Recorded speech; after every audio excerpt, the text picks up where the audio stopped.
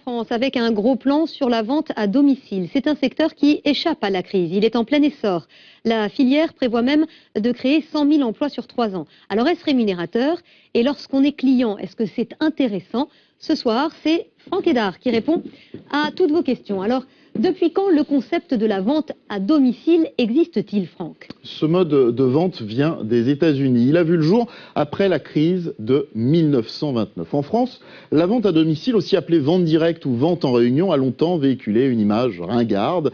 Et bien maintenant, c'est devenu tendance ébranchée. Le chiffre d'affaires annuel des sociétés de vente à domicile représente 3,7 milliards d'euros et progresse en moyenne de 6% par an. Le secteur est créateur d'emplois, 35 000 rien que l'an dernier, et au total, il concerne 480 000 professionnels.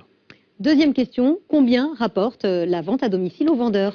Les vendeurs qui ont le statut de VDI, vendeurs à domicile indépendants, sont rémunérés à la commission entre 20 et 35% par vente. En général, les vendeurs réguliers peuvent espérer gagner l'équivalent d'un SMIC plein temps. À en croire les statistiques de la Fédération de la vente directe, les vendeurs sont en majorité des femmes, à 77%, et 90% des vendeurs effectuent cette activité à temps partiel. Il s'agit donc souvent d'un complément de revenus. Alors si l'aventure vous tente, méfiez-vous des entreprises qui vous demanderaient de suivre une formation payante ou bien réclameraient un droit d'entrée abusif avant de vous lancer dans la vente de leurs produits. Elles sont souvent peu sérieuses. J'ajouterais que c'est un métier exigeant. La moitié des vendeuses jettent l'éponge dans les 6 premiers mois d'activité.